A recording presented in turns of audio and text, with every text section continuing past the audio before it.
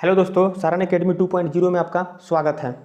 तो दोस्तों, आज से हम लाने जा रहे हैं रीजनिंग के 10 प्रश्न का 50 सेट लाएंगे। यानी कि इसी हमारे चैनल पर कुल 50 सेट आएंगे रीजनिंग के। ठीक है, अब प्रत्येक सेट में कितने 10 क्वेश्चन रहेंगे। ये सभी क्वेश्चन प्रीवियस ईयर एग्जामों का ही रहेगा और कुछ उन्हीं पर आधारित है, नया क्वेश्चन रहेगा जो आपके एग्जाम आने वाले आगामी एग्जाम जैसे यूपी पुलिस हो गया, बिहार एसएससी हो गया और एसएससी जीडी हो गया, एएलपी रेलवे एएलपी के लिए हो गया या रेलवे टेक्नीशियन के लिए हो गया। इन सभी एग्जामों के लिए ये सीरीज है, बहुत ही इंपॉर्टेंट होगा। आप इसे जरूर देखें और अपना बताएं कि कितना प्रश्न है आपसे सही हुआ है कमेंट बॉक्स में। ठीक है, तो चलिए हम देखते हैं। पहला प्रश्न है कि उस विकल्प का चयन कीजिए जो 5वें अक्षर समूह से उसी प्रकार संबंधित है जिस प्रकार दूसरा अक्षर समूह पहले अक्षर समूह से और चौथा अक्षर समूह तीसरे अक्षर समूह से संबंधित है। तो देखिए यहाँ से क्या है, कह रहा है प्रश्न में कि जिस प्रकार ये जो दूसरा अक्षर समूह पहले से जिस प्रकार संबंधित है और ये चौथा अक्षर समूह दूसरे से जिस प्रकार संबंधित है, उसी प्रकार छठा निकालना है जो पांचवा से संबंधित हो। तो देखिए, तो हम ये रिलेशन देखेंगे कि इनमें कैसा रिलेशन है। तो यहाँ से देखिएगा, योर एक्स पी ई और जे। तो यहाँ से देखिए y का मान कितना होता है, तो y का मान होता है 25 और x का मान कितना होता है तो 24। तो यहाँ से देखिए 25 में से अगर -1 करेंगे तो क्या आएगा 24, यानी कि x का स्थानीय मान कितना है तो 24 होगा और y का स्थानीय मान 25 है। उसी प्रकार o का देखेंगे तो o का स्थानीय मान होता है कितना 15 और p का 16, यानी कि यहाँ पर क्या किया है, पहले -1 किया है उसके बाद +1 किया है। फिर उसी प्रकार u का देखेंगे तो u का क्या है 21 और e का कितना होता है तो 5। तो यहाँ से देखिए तो 21 और 5 में कुछ रिलेशन दिख रहा है, नहीं दिख रहा है, तो यानी कि ये कुछ एक्स्ट्रा हट कर किया है। यहाँ से देखिए u का उल्टा क्या किया है, सबसे पहले उल्टा किया है तो u का उल्टा कीजिएगा तो कितना आएगा f और f का मान कितना होता है तो 6 होता है। तो यहाँ से देखिए e का 5 है और f का 6 है, तो यहाँ से दिख रहा है क्या किया है -1 किया है, तो -1 कीजिएगा तो 5 आएगा और 5 स्थानीय मान किसका होता है e का। उसी प्रकार r का उल्टा क्या होगा i। r का मान देखिए पहले देख लीजिएगा, r का मान 18 होता है और j का कितना होता है 10 होता है, j का 10 होता है। तो r का उल्टा क्या होगा, तो r का उल्टा i होता है और i का स्थानीय मान कितना होता है 9। तो 9 में 1 जोड़िएगा तो क्या आएगा 10। यानी कि ये पैटर्न क्या चल रहा है कि पहले तो -1 किया है, फिर उसके बाद +1 किया है, फिर उसके बाद तीसरे अक्षर में क्या किया है कि पहले उसका उल्टा किया है तब उसके बाद -1 किया है, फिर चौथे अक्षर को उसी प्रकार उल्टा किया है उसके बाद +1 किया है। तो वही पैटर्न इस पर भी फुलफिल होना चाहिए। चलिए इसको भी चेक करते हैं। तो देखिए टी का टोन लिखा हुआ है TONE टोन, फिर उसके बाद SPIW,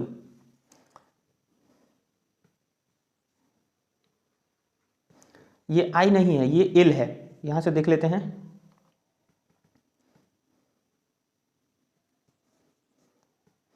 तो यहाँ से हमें इसका चेक करना था कि कौन सा पैटर्न चल रहा है इस पर। तो देखिए TONE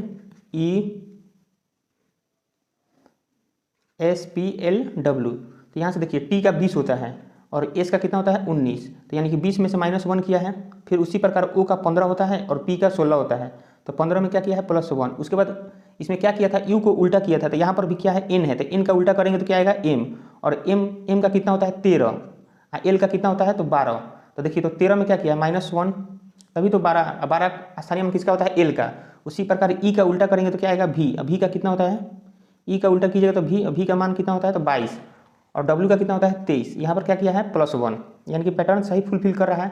तो उसी प्रकार हम बैंक का निकालेंगे कि बैंक का क्या होगा। तो देखिए BANK, तो देखिए बैंक B का होता है मान 2, तो 2 में सबसे पहले हम क्या करेंगे, -1 किया है तो 2 में -1 करेंगे तो 1 और 1 का स्थानीय मान क्या होता है A। उसी प्रकार A का कितना होता है तो 1 होता है स्थानीय मान। उसके बाद क्या करेंगे +1 किया है तो इसमें 1 जोड़ेंगे तो 2 और 2 किसका होता है तो B का। उसी प्रकार N, उसके बाद क्या किया है कि तीसरे और चौथे को उल्टा करके तब उसमें -1 और +1 किया है, तो N का उल्टा हम करेंगे तो क्या आएगा M और M का मान कितना होता है 12। तो 12 में हम 1 घटाएंगे तो क्या आएगा 11 12 में 1 माइनस करेंगे तो क्या आएगा 11 किसका होता है, M का 13 होता है, 12 नहीं होता है। M का कितना होता है तो 13 होता है, सॉरी इसको सुधार लीजिए, M का 13 होता है और 13 में से 1 माइनस करेंगे तो क्या आएगा 12 किसका होता है L का होता है। उसी प्रकार K का उल्टा कीजिएगा तो क्या आएगा P का मान कितना होता है 16 और 16 में हम क्या करेंगे 1 जोड़ेंगे क्योंकि यहाँ 1 जोड़ा है, तो 16 में 1 जोड़िएगा तो कितना आएगा 17 और 17 किसका होता है Q का होता है। यानी कि हमारा कौन सा ऑप्शन मिल रहा है तो ABLQ ऑप्शन नंबर B। दोस्तों मुझे उम्मीद है कि आपको समझ में आया होगा। चलिए नेक्स्ट प्रश्न देखते हैं।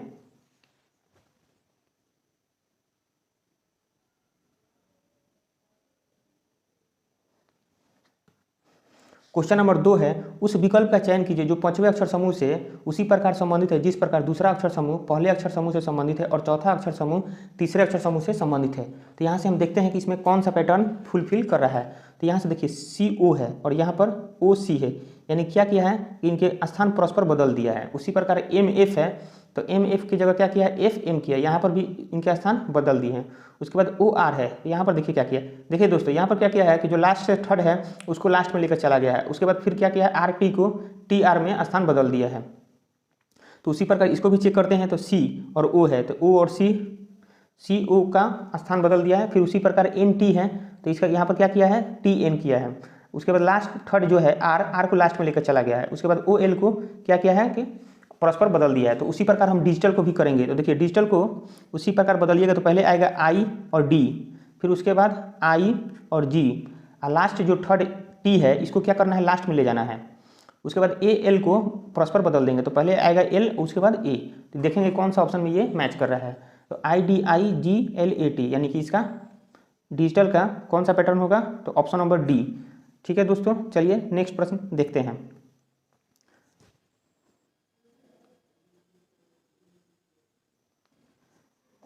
दोस्तों क्वेश्चन नंबर 3 देखते हैं। वह विकल्प चित्र में अंतर्निहित है। कह रहा है प्रश्न में कि कौन सा विकल्प है जो चित्र में क्या है, अंतर्निहित है। तो देखिए उसके बाद कह रहा है कि घुमाना अनुमान्य नहीं है, यानी कि उस चित्र को घुमाने के लिए अनुमान्य यानी कि नहीं है, अनुमति नहीं है। तो देखिए यहाँ से ये त्रिभुज है, तो त्रिभुज कहीं दिख रहा है, तो यहाँ पर एक दिख रहा है त्रिभुज। तो यहाँ से ये जो त्रिभुज दिख रहा है तो ये तो त्रिभुज है ही, सही है, लेकिन प्रश्न में कह रहा है कि घुमाना अनुमान्य नहीं है।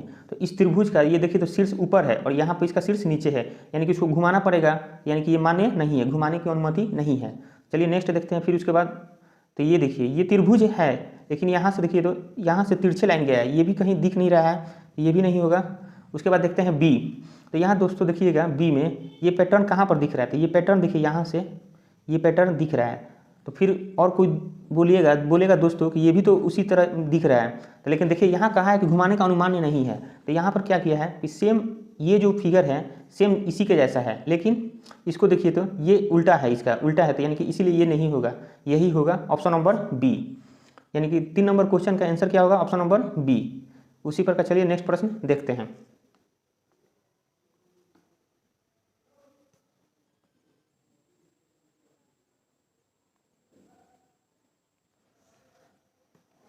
दोस्तों क्वेश्चन नंबर 4 है, यहाँ से छिप जा रहा है, इसको थोड़ा और ऊपर उठाते हैं।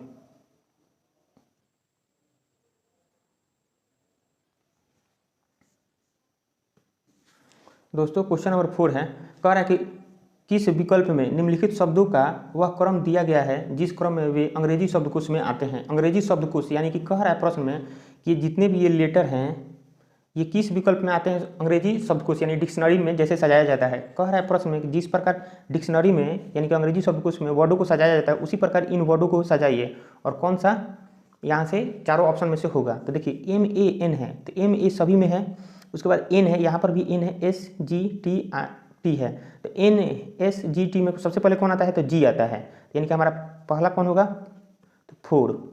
उसके बाद ये हो गया, बचा कौन, AN है, उसके बाद S है और T है, तो NST में सबसे पहले कौन आता है, N आता है। तो N यहाँ देखिए तो दो है, तो इन दोनों में आप चेक करेंगे तो पहले N आएगा कि A आएगा, तो पहले A आता है, यानी कि पहले 2 आएगा, पहले 2 होगा तब उसके बाद 1 नंबर होगा। तो यहाँ से हम लिखेंगे 2, फिर उसके बाद 1। अब कौन बचा, 3 नंबर और 5 नंबर। तो 3 नंबर में देखते हैं MA है, यहाँ पर भी MA है और यहाँ पर S है, तो यहाँ पर T है, तो पहले कौन आता है, S आता है कि T, तो पहले S आता है, तो यानी कि पहले 3 आएगा, फिर उसके बाद 5 नंबर, यानी कि हमारा कौन सा पैटर्न इसमें मैच कर रहा है, तो 4 2 1 3 5, 4 2 1 3 5, यानी ऑप्शन नंबर A। यानी क्वेश्चन नंबर 4 का राइट आंसर क्या होगा, ऑप्शन नंबर A। चलिए नेक्स्ट प्रश्न देखते हैं।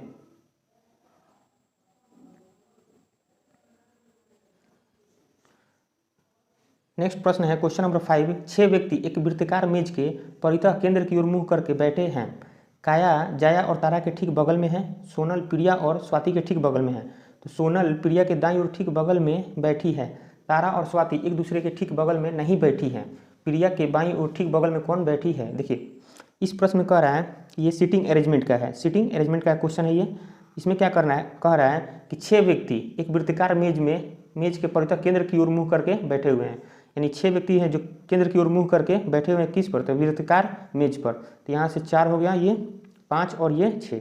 चलिए बैठाना शुरू करते हैं। प्रश्न में कह रहा है कि काया जो है ना जाया और तारा के ठीक बगल में है। तो काया जाया और तारा के ठीक बगल में कब होगी, जब बीच में बैठेगी। तो यहाँ से अगर मान लेते हैं कि अगर यहाँ से जाया हो और यहाँ तारा हो, तो काया तो कन्फर्म है कि काया यहीं पर बैठेगी, लेकिन ये नहीं कन्फर्म है कि जाया को यहाँ और तारा को यहाँ रखें। तो यहाँ से मान लेते हैं कि जाया या तारा कोई एक यहाँ पर होगी और तारा या जाया यहाँ पर कोई एक होगी। चलिए आगे प्रश्न देखते हैं। सोनल प्रिया और स्वाति के ठीक बगल में है। सोनल जो है प्रिया और स्वाति के ठीक बगल में है, लेकिन यहाँ से कन्फर्म नहीं हो रहा है कि कहाँ किसको बैठाना है।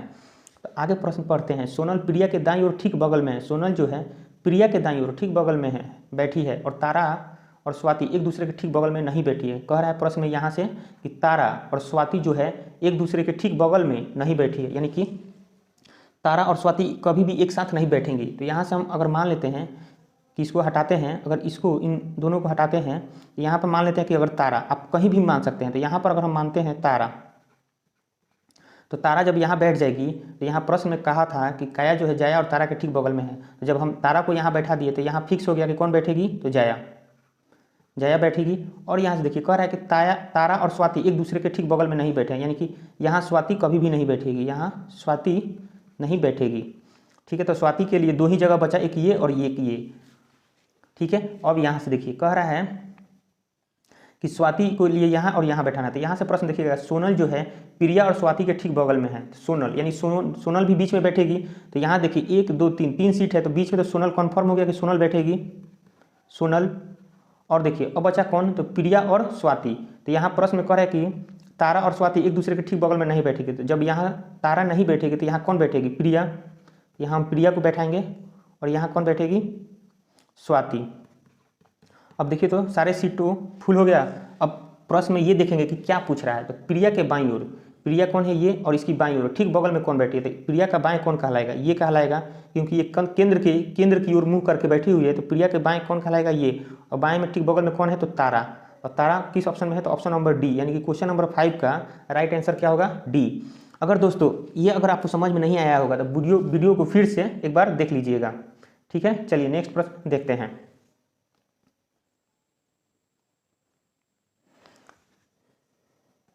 नेक्स्ट प्रश्न है क्वेश्चन नंबर 6। नीचे दिए गए समीकरण को गणितीय रूप से सही बनाने के लिए किन 2 चिन्हों को परस्पर बदलना चाहिए। प्रश्न में कह रहा है कि जो ये समीकरण दिया हुआ है इसको सही बनाने के लिए चारों ऑप्शन में से कौन सा गणितीय चिन्ह को आपस में बदलना होगा। तो देखिए जब भी ऐसा प्रश्न आए तो घबराने की बात कोई नहीं है, इसको बाई ऑप्शन चेक किया जाता है।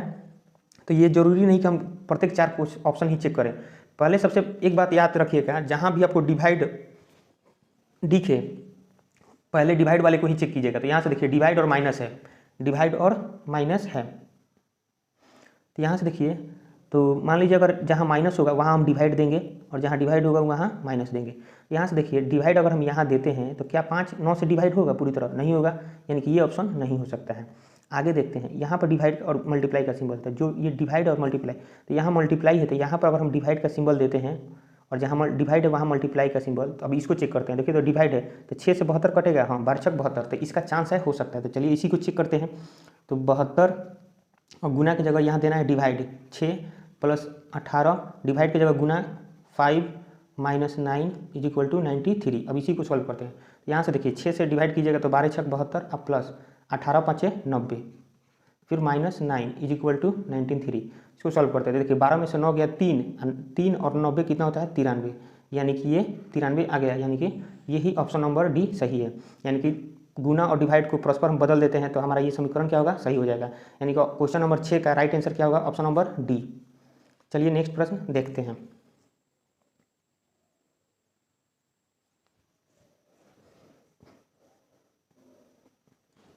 क्वेश्चन नंबर 7 है, a + b का अर्थ है b a का पिता है, b हैशटैग का अर्थ है b a की बहन है, a @ b का अर्थ है b a का भाई है। यदि a@b #c plus d plus E है तो ई ए से किस प्रकार संबंधित है। तो देखिए जब भी ऐसा प्रश्न आए रिलेशन वाला तो पूछे कि ई, यहाँ प्रश्न पूछ रहा है कि ई ए से किस प्रकार संबंधित है, जिससे कहे उसको छोड़ देंगे, ए से जहाँ से लगे ना उसको छोड़ देंगे, ए से यानी कि ए से इसको छोड़ना है। रिलेशन ये बताना है कि ई कौन लगेगा ए का, ठीक है, जिससे कहे उसको छोड़ देंगे यानी कि ए से तो इसको छोड़ेंगे। और पूछ रहा है कि ई ए में क्या संबंध है, तो ई कौन लगेगा ए का ये बताना है। तो चलिए हम इसको चेक करते हैं यहाँ से। तो a@b #c प्लस d और प्लस ई, यहाँ से दोस्त देखिएगा कह रहा है a@b, तो यहाँ से a@b दिया हुआ है, कह रहा है कि a@b का अर्थ है b a का भाई है, यानी कि b जो है a का भाई है। तो यहाँ से हम लिखेंगे b कौन है, तो भाई है किसका, तो a का। तो यहाँ से देखिए ये भी कंफर्म करते चलिएगा जेंडर कि मेल है या फीमेल। तो भाई है तो भाई मतलब प्लस का सिंबल दीजिएगा, और जहाँ फीमेल का चर्चा हो वहाँ माइनस का सिंबल देंगे। तो यानी कि भाई है यानी कि मेल है। फिर आगे कह रहा है कि b #c, तो b #c यहाँ हैशटैग है, a#b का अर्थ है b a की बहन है, कौन है, तो b a की बहन है। तो उसी प्रकार c यहाँ पर b की बहन होगी, ये बहन होगी किसकी, तो c की, c जो बहन होगी b की। तो यहाँ पर बहन है तो ये कौन सी जेंडर हुई, तो फीमेल। उसी प्रकार प्लस का साइन है, तो देखिए यहाँ से देखते हैं प्लस वाला a + b का अर्थ है b a का पिता है, b a का पिता है। तो उसी प्रकार ये d क्या हुआ, पिता हुआ किसका, तो c का। जब पिता है तो कौन सा जेंडर होगा, प्लस। फिर उसी प्रकार प्लस ही है तो यहाँ पर भी ई जो पिता होगा किसका पिता होगा, तो d का पिता होगा, इसका प्लस जेंडर। तो अब चलिए हम रिलेशन देखते हैं। तो यहाँ से देखिए ई है तो ई कौन लगेगा, इसका पिता है, ई जो है d का पिता है और d जो है c का पिता है। यानी कि ये ई जो है दादा लगेगा c का दादा लगेगा ई। अब बहन है किसकी, b की, तो b की बहन है तो b भी तो ई का पोता लगेगा, यानी कि b भी, हाँ b का भी ई दादा लगेगा। उसी प्रकार ए में तो कंफर्म नहीं है कि मेल है या फीमेल, फिर भी हमें तो ए का बताना नहीं है, पूछ रहा है कि ई ए से, यानी कि ई कौन लगेगा, ए का। तो देखिए ये जब भाई है, ई भाई या बहन होगी तो उसके लिए भी तो ये ई जो है क्या लगेगा, दादा लगेगा, ए के लिए भी तो दादा लगेगा। तो यानी कि ऑप्शन नंबर क्या होगा हमारा ए, यानी क्वेश्चन नंबर 7 का राइट आंसर क्या होगा, ए यानी कि दादा। यदि अगर आपको ये प्रश्न अच्छे से तरह से नहीं समझ में आया गया तो वीडियो को एक बार फिर से रिवाइज करके देख सकते हैं। चलिए दोस्तों नेक्स्ट प्रश्न देखते हैं।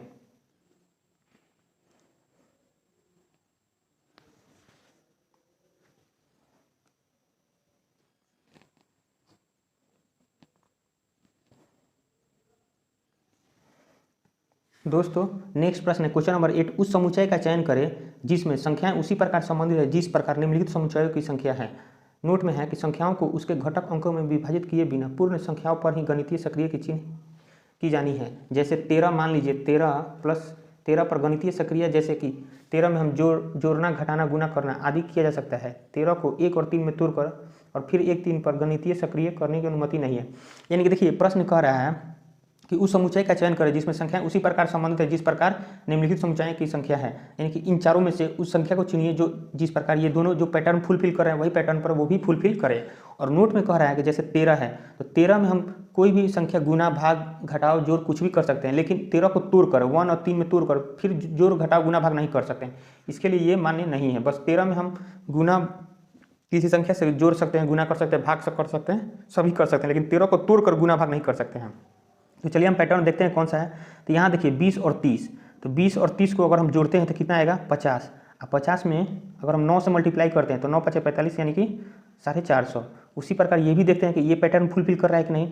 तो 35 और 25 कितना होता है 60, और 60 में 9 से मल्टीप्लाई करेंगे तो 9 × 6 = 54 यानी कि 540, यानी कि ये भी पैटर्न सही है। तो यही पैटर्न हम इन चारों को चेक करेंगे। तो चारों में चलिए चेक करते हैं। तो 7 और 18 कितना होता है, तो 25। अब 25 में हम 9 से मल्टीप्लाई करेंगे तो 25 × 9 = 225, यानी कि हमारा 225 आ गया। यानी कि ऑप्शन नंबर यही होगा ए। आप चाहें तो और भी ऑप्शन चेक कर सकते हैं लेकिन कोई मैच नहीं करेगा, यानी कि क्वेश्चन नंबर 8 का आंसर क्या होगा, ऑप्शन नंबर ए, यानी कि यही समुच्चय की तरह पैटर्न पर फॉलो कर रहा है। चलिए दोस्तों नेक्स्ट प्रश्न देखते हैं।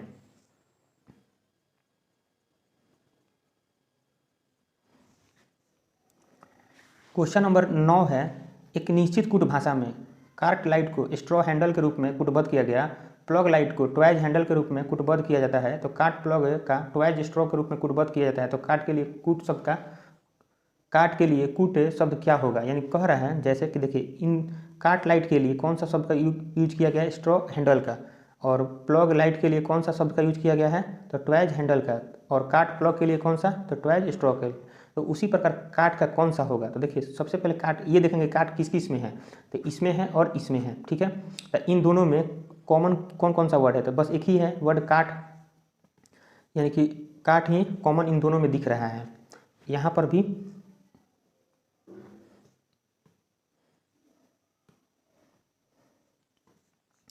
काट किन किन में कॉमन दिख रहा है, तो देखिए ये और ये यहाँ कॉमन दिख रहा है। तो वही चीज़ देखेंगे इन दोनों में कॉमन क्या क्या दिख रहा है, एक ही कॉमन है, तो यहाँ पर भी तो एक ही कॉमन होगा। तो यहाँ से देखते हैं, तो यहाँ से देखिए स्ट्रॉ, और इसमें भी स्ट्रॉ कॉमन है, यानी कि काट के लिए कौन सा ऑप्शन होगा, तो ऑप्शन नंबर बी, यानी कि स्ट्रॉ शब्द होगा। यानी क्वेश्चन नंबर 9 का राइट आंसर क्या होगा, बी। चलिए दोस्तों नेक्स्ट प्रश्न देखते हैं, क्वेश्चन नंबर 10। क्वेश्चन नंबर 10 कह रहा है कौन सा अक्षर समूह दी गई श्रृंखला में प्रश्न चिन्ह के स्थान पर आकर श्रृंखला को पूर्ण करेगी। यानी कि कौन सा जो है अक्षर समूह है जो प्रश्न चिन्ह के स्थान पर आकर श्रृंखला को पूर्ण करेगी। तो यहाँ देखिए जेड का मान कितना होता है, जेड का स्थानीय मान होता है 26 और डब्ल्यू का कितना होता है 23। तो यहाँ से देखिएगा दोस्तों, कलर चेंज कर देते हैं, तो 26 में से -3 कीजिएगा तो क्या आएगा 23, यानी कि डब्ल्यू हुआ। उसी प्रकार ए का चेक करेंगे, तो ए का 1 होता है, तो 1 होता है ना, तो यहाँ से देखिए जेड के बाद फिर 1 ही आता है, तो जेड का मान होता है 26 और 1 का 1 होता है। तो मान लीजिए 1 अगर जेड से आगे बढ़िएगा तो ए आएगा, तो 26 1 27 हुआ। अगर इस 27 में से अगर हम 3 घटाते हैं तो कितना आएगा 24, और 24 का मान कितना होता है x, 24 यानी कि x का स्थानीय मान 24 होता है। ये भी सही है। सी का देखते हैं, तो देखिए यहाँ से जेड का मान होता है 26 और सी का मान होता है 3। अगर हम 26 के आगे बढ़ते हैं तो 26 27 28 29 यानी कि 29 हुआ। तो 29 में से 3 घटाएंगे तो कितना आएगा 26, और 26 किसका होता है, जेड का होता है, यानी कि x के बाद क्या होगा जेड। उसी प्रकार f का 6 होता है, 6 में से 3 घटाइएगा तो 3 आएगा, तो 3 किसका होता है, c का, यानी कि यही पैटर्न फुलफिल कर रहा है। तो आगे भी हम इसको चेक करते हैं, तो w 23 में से 3 गया तो क्या आएगा 20, 20 किसका होता है, तो t का। उसी प्रकार x का 24 में से 3 गया तो 21 किसका होता है, u का। उसी प्रकार z का 26 में से 3 गया तो कितना 23 का स्थानीय मान होता है w का। और c में से 3 गया तो क्या आएगा 26 यानी कि z। यानी कि इस प्रश्न का आंसर क्या होगा, option number B. Question number 10 का राइट आंसर होगा ऑप्शन नंबर बी। अगर आपको चेक करना है तो ये भी चेक कर सकते हैं, सभी 3 के पैटर्न पर ही फुलफिल करेगा। चलिए देख लेते हैं एक दो को। तो क्यू का होता है मान 17 में से हम 3 घटाएंगे तो 14, एन का 14 होता है, ये भी सही है। उसी प्रकार आर का 18 होता है, 18 में से 3 गया तो 15, ओ का 15 होता है, ये भी सही है। टी का 20 होता है, 20 में से 3 गया 17 भी क्यू का सही है। डब्ल्यू का 23 होता है, 23 में से 3 गया 20 किसका होता है, टी का होता है, ये भी सही है। यानी कि -3 का ही पैटर्न सभी पर फुलफिल कर रहा है, तो इसीलिए क्वेश्चन नंबर 10 का राइट आंसर क्या होगा, बी। तो दोस्तों आज हमारा 10 रीजनिंग का प्रश्न समाप्त हुआ। अगर दोस्तों आपको अच्छा लगे तो वीडियो को लाइक और चैनल को सब्सक्राइब करना नहीं भूलें, और ये बताएं कि आपसे 10 प्रश्नों में से कितने प्रश्न सही हुए हैं। Thank you.